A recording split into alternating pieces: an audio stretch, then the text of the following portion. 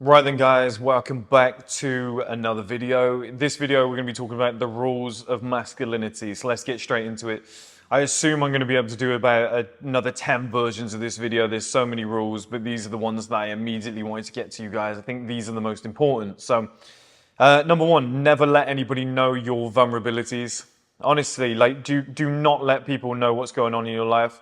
As soon as you start revealing things about yourself, everything just becomes more of an ordeal than it needs to be. People start using it against you. People start seeing you as weak. They don't trust you with things. If you had a 9-to-5 job, the boss wouldn't trust you with a task. I remember when I was telling my family when I was younger that I had depression, that I was depressed, that I wanted to, commit suicide and stuff like that. I would say, I'm just going to go for a walk. And they were like, are you really going to go for a walk? Are you okay? If they didn't hear from you for 2 hours, they'd call you and be like, is everything okay? People stop trusting you with things. They start thinking you're like a charity case, and you don't want that. I mean, if you start telling your woman that you're struggling and you can't really, go on in life and you need her support, I need you right now, she's just going to throw you to the wayside.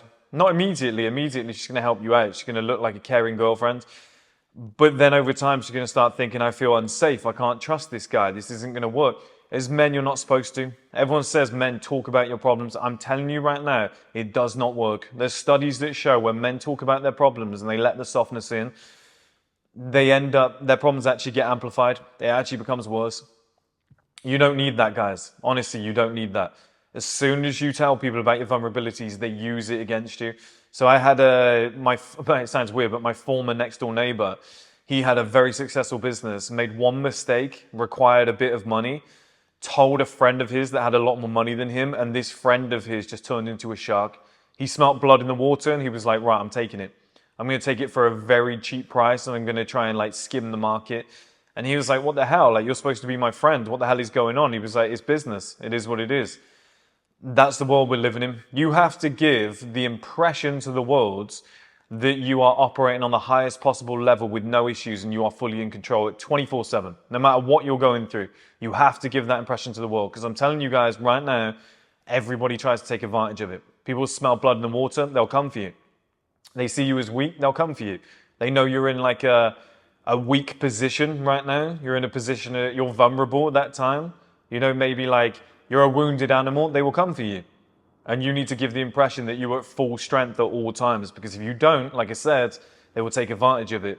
And that's true to life. I've found that for years. Next up is say it, do it. If you're going to do something, guys, and you've said that you're going to do it, make sure you follow through with it, okay? It starts small. It starts like, I'm going to get up tomorrow at 5 a.m. I'm going to do the dishes. If you don't do those things, it all adds up. It starts adding up and you become somebody who says something and then doesn't follow through with it. Do you know what's terrible about that? Is you've betrayed your own words. And if you betray your own words, how is anybody ever going to rely on you? And how are you ever going to trust yourself moving forward in the future? If you know that you say you're going to do something, then you don't do it the next day, how is it possible that you're ever going to get anything done? Because you say, I'm going to start a business. That's way bigger than just, I'm going to clean the toilet today. I'm going to clean the bathroom. I'm going to get up early. If you can't do that, how are you ever going to start a massive business or rise up the chain in a corporate job? Or how are you going to be able to go to the gym 6 days a week for 5 years and go on a mega fitness journey? It starts with the small stuff and then it builds a habit loop and you become somebody who says something and then does it. That's a massive rule for masculinity for yourself, but number two, for other people around you. If you say you're going to do something and you follow through and you do it, people start to trust you.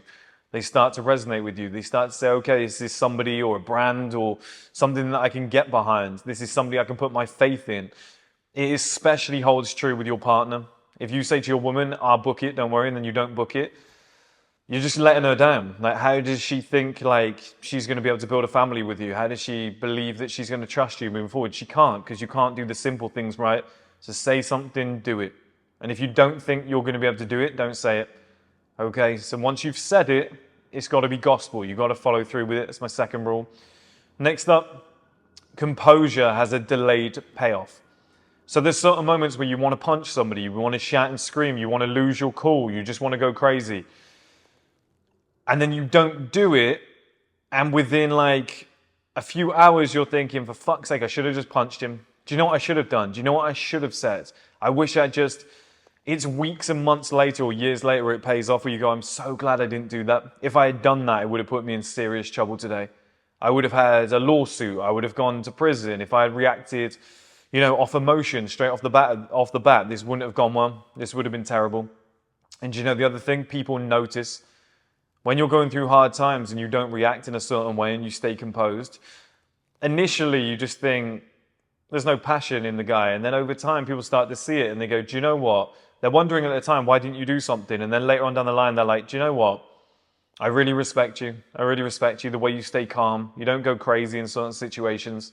Like, you were composed the whole time. The way you dealt with that was brilliant. There's a massive delayed payoff, and you have to understand that in the moment that you might look like a muppet. In the moment, you might feel as though you got mugged off. Long term, it'll pay off, because the person who lost their cool will be the one that looks stupid. So next up is don't make decisions based off emotion. And that goes two ways. So if your emotions are at a 10, or if they're at a 1, so a 10 being having the best day of your life and a 1 being the worst day of your life and you're depressed, you want to wait until you're more composed. You want to wait until those emotions die down, because when you're depressed, you're going to make terrible decisions in terms of negativity. Something's going to go wrong and you're going to say, fuck it, smash it up, sell it, get rid of it. Me and my girlfriend had an argument, I'm leaving her. Whereas when you're on a massive high, you're going to be like, oh my God, it's amazing. We just had sex. She's the best girl ever. I'm going to marry her. Or the business is doing so great. Let's just invest it all. Like, we're going to the moon this year. Try and make your decisions when you're calm and composed, when your head is settled, when you're at like a 5, like a 4, 5, or a 6 out of 10. When you're very much in the middle, you're just having a normal day. Because what will happen is, instead of saying this is going to be great, the next day you'll think about it and go, it's going to be great. However, we need to watch out for this. Or in return, this is never going to fucking work. You'll be like, look, it's going to be difficult, but I think we can pull it off over time. Your approach is entirely different when you're very much in the middle. You think properly. That's my next rule for masculinity. Next up is don't date or have kids until you can provide. Right? Now, it's not always possible. Sometimes it just happens. But it will not only help your family, your kids and your missus, but it will help you too. Because I think bringing somebody into this world when you know you haven't got the skills to care for them, let's say you're 21 years old and broke, that's not fair on them. They're going to have a difficult life. You're never going to be around. You're going to be working 24/7. And then the second part of that is, it's not fair on you guys. It's really not fair on you, because you're going to be stressing. You're going to have to sacrifice your own life for these people. And you just weren't ready for it yet. It's just not your time. It would be much better to go back to the drawing board, put some stuff together, put a good amount of stability in play. You think of me, I'm 32 years old. I'm still very much working on this stuff, so that by the time I settle down with somebody and I have kids, it's going to be the perfect scenario where it's just like, we don't even have to question it. Dad's going to take care of everything. I've got every scenario. I've got all the assets in the world already in play. We've got a house bought and paid for. Once you've got all that in position, it's like, we've got no stresses. This is going to be great. We can enjoy family time, and I can be the best possible dads and, I guess, partner/husbands that I can possibly be. I think it's a very good rule for life. Don't date, don't have kids until you can fully provide for them. Next up is don't complain. Now, you can't never complain, because sometimes it gets on your nerves. If you guys are at that level where you can never complain, that's fantastic. But there's going to be moments where you want to tell somebody something. You shouldn't, but there's going to be moments where you have to explain. You have to say, look, we can't do this because of this. It's been a bit of a problem. You have to explain certain things, but never complain. And I value, or I judge complaining as like saying you can't do something or something's a problem and then having no solution. I hate that. If somebody says, look, this has gone wrong, that's gone wrong, and they're just explaining it, they say, however, here's what I'm going to do to move forward. That's different. That's proactive. It's when somebody's completely just complaining. Yeah, but life's shit. There's no fucking point, is there? Government takes all your money anyway. And you're just like, okay, what are you doing? What's your plan? Oh, I've got no fucking plan. I'm just going to sit here. I can't be around people like that. And that isn't a sign of a masculine man. A masculine man is proactive. Everybody goes through shit. Get over it. I go through shit. You go through shit. People die every single year, within people's families. People try and work on something and it goes wrong. I mean, I was just filming this video about an hour ago and the camera cut out because it overheated. Okay, I'll do it again because it's going to be different lighting. The light settings are going to be different in the backdrop. So I have to start again. I've explained most of these already to you guys. I'm having to do it again. It is what it is. What am I going to do? Complain or just record the video again? Like, there's only one option that I have. So don't complain, guys. Next up, make sure no one has any leverage over you in any area of life. Now, this goes for financial. This goes as far as transport. This goes as far as your living situation, what you decide to do with your life, all of these areas, right? If you said to somebody, can you pay my rent for the next 3 months because I'm a little bit short? And they did, and they now have leverage over you. Can I borrow 5K? Yeah, they now have leverage over you. Can you drive me to work every day? Yeah, of course. They now have leverage over you. You live under their roof, it's your parents, and you say, I don't want to do it, and they say, well, you are fucking doing it because you live under my roof. They have leverage over you. If you're in a relationship with a woman and she's mentally abusive and she's beautiful and she's, your whole world and you've made it that way, and she keeps trying to trick you and manipulate you and stuff like that, guys, she's got power over you. Make sure you set up your life so nobody has any power over you. Now, there's certain circumstances you can't avoid it, a 9-to-5 job. Your boss has power over you. They're paying your wages. But if you can minimize these, if you can have as few as possible, or if you can get to the situation I'm in where I have no bosses, I have nobody telling me what to do, I control every element of my life and I can choose what I want to do at all given times. My time, my money, my choice of life, what I want to do, my choice of partner, everything is in my full control. There is nobody saying to me, you can't do that. It's a very nice situation, guys. You should not, here's a rule in life. You should get yourself to a situation where you are not dependent on anybody or anything in any area of life. Now, if you're wondering why it got darker, guys, the camera overheated again, but might as well take this opportunity to tell you about the Male Advantage audiobook and ebook. If you want to grab a copy, go and join the free school community using the link in the bio or the pinned comment. And the second that you arrive, you will get the free audiobook and ebook of the Male Advantage, which is an unbelievable book. I think it's something that defines this kind of self-improvement space. So go and grab that. Let's jump straight back into the video. Next up, rule for masculinity is that routine and boredom gets results, so learn to love them, okay? So everybody likes to look at the lime green Lamborghini. Everybody wants to be, on a beach in Dubai in a silk shirt with 9 buttons open. But I'm telling you guys, the key to success is routine and boredom. Just doing the same things on repeat. I've always said to you guys the same 5 things on repeat for 5 years. Routine and boredom. Like I said to you guys for years, I wanted to vlog my day. My days are boring. It's really hard to do. You actually have to almost fake it and be like, right, let's plan something out. Normal day is just boring. I'm just doing standard shit. I mean, today I've just popped out, gone to a few different places, tried to organize a 1M international thing down the gym, been to the gym to train, just recorded a few videos, gone food shopping, brought it back, had a few phone calls. You guys don't want to watch that. It's boring. But if I do that every day, 365 days per year, eventually, you're doing the standard shit. It ends up leading somewhere if you do it on repeat. Yeah, you have the fun day, like a 1M international event in Budapest or, in London in a few weeks' time. But the majority of the time, it is just the same boring shit on repeat, guys.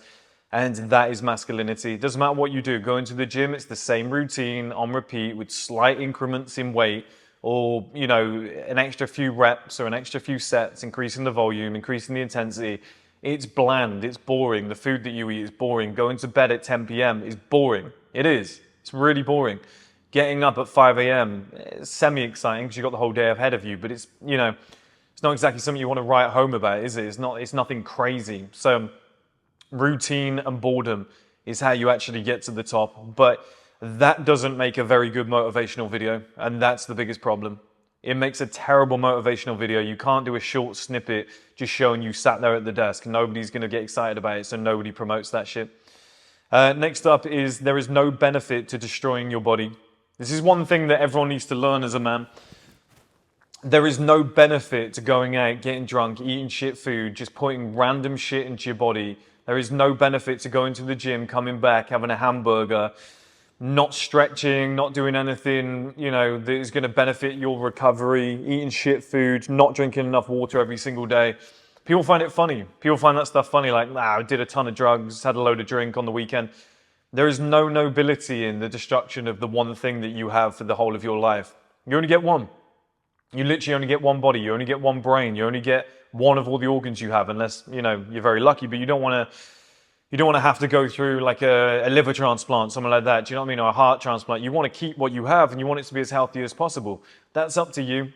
There is no nobility in destroying your body. Stay on top of it, guys. Stay as healthy as possible. We should not be celebrating, weight gain or got so drunk last night. There is no nobility in that.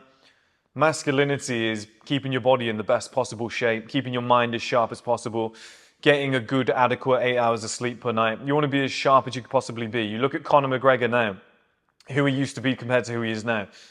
It's pathetic who he's become. All the cocaine, all the alcohol, the way he treats his body now. It's embarrassing. He's not the same man that he used to be. I mean, he used to be a role model for so many people out there. He used to practice law of attraction, mindset, movement coach. And now it's just, it's the money, it's destroying people. But it's not who you want to be. It's not who you want to be at all. People look at it, frown upon it. It's no different than a drunk man on the street that nobody wants to be near, an alcoholic and whatnot, a drug addict. It's just the difference is they got loads of money and fame. I'm not impressed. I think if you took away the money and fame and you brought him back to who he was before, he's a much better man. So it means nothing, okay? Destroying your body, there's no positive in that. Next up is perception is more powerful than you thought. Use it. We live in a generation now where people like to see a winner.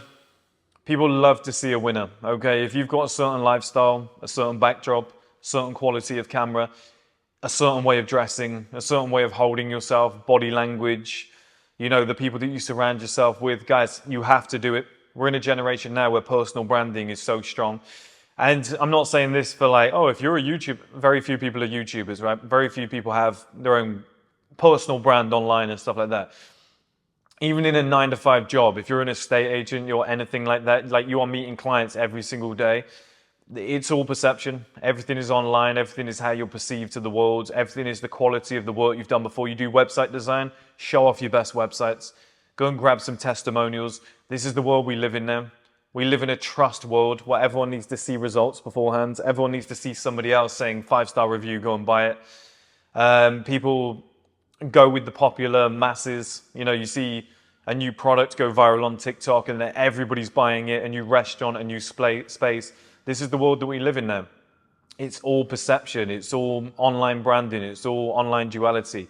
Live setup, framing, hiring a camera guy or a videographer 2 or 3 times per year to get some very good photos for you for your LinkedIn, for your Hinge, whatever it might be. That is massive now. It is unbelievably strong because without that, you are just lagging behind. And as much as men, we don't really want to do it. We're I just want to present myself to the world as I am. No, you have to dress up. You have to look very sharp. You have to have a skincare routine. You have to be well groomed.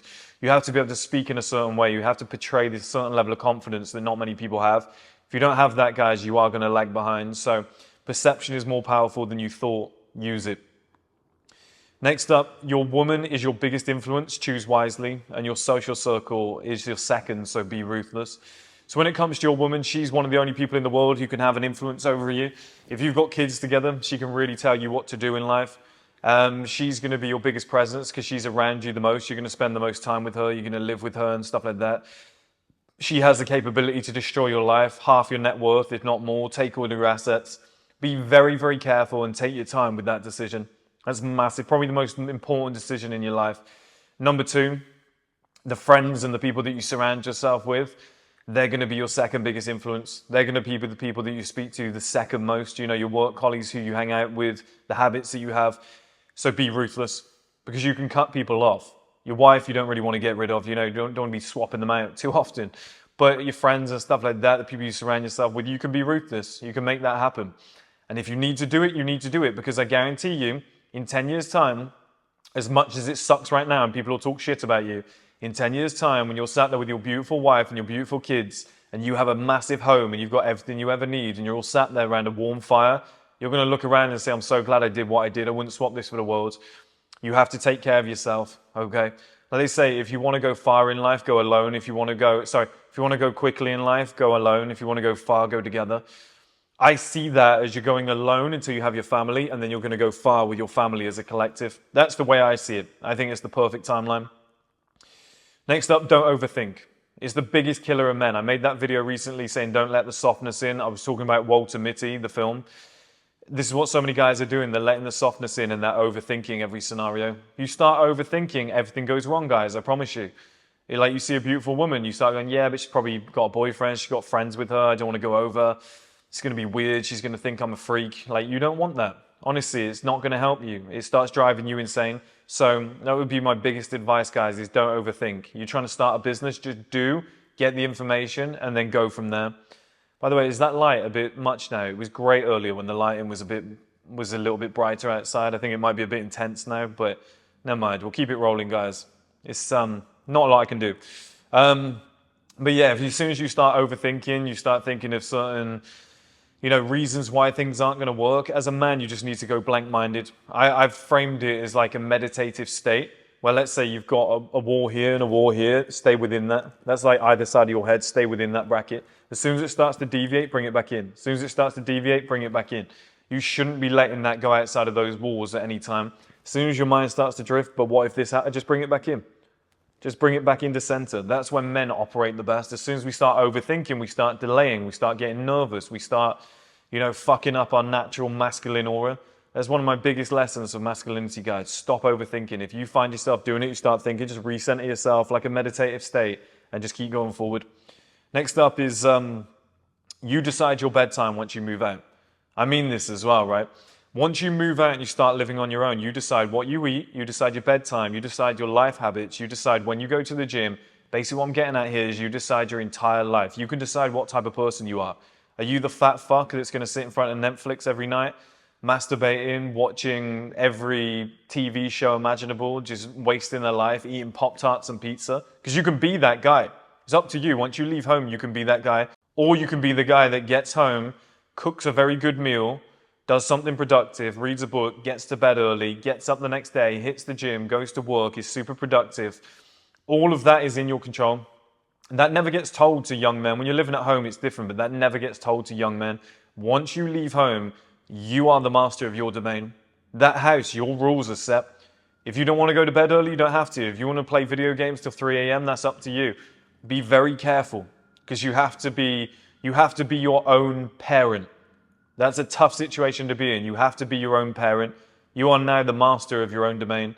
You're the master of your own life. You get to set the rules in your life, which will, two things here, which will decide your future, and it will decide the way that your children are raised.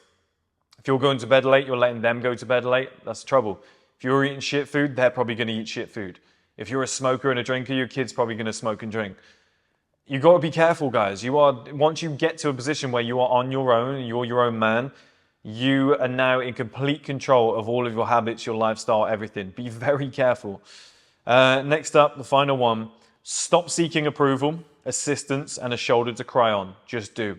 Okay, so as soon as something goes wrong, people are looking for somebody to call, to reach out to. Can you come over? Can you help me? Everyone's looking for assistance, approval, and I got this business idea. What do you think? I don't think it'll work, because you don't need that. You don't need that. You need to come up with an idea and then you need to execute. Why do you need to tell people? You need to come up with a life plan and just execute. You don't need somebody's permission. You don't need somebody to tell you, do you know what? I actually think it's a really good idea. I'll support you on it. You don't need you don't need a beautiful woman in your life to be a real guy. There was a Rihanna quote in a song years ago. She said, I think it was Needed Me. She said, trying to fix your inner issues with a bad bitch. So many guys are doing this shit. I need a beautiful woman to validate me. No, you don't. Stop trying to seek other people's approval. I want everyone to like me. I don't like being hated. Well, guess what? If you're going to try and do anything in life, people hate you. Look at my online presence.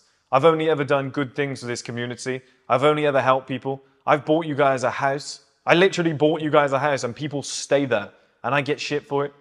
Oh, it's a gay club for guys to cuddle. And you just get shit. You're going to get hate. I'm not seeking approval. I don't care what anybody says. People say, oh, this guy sells magic pills.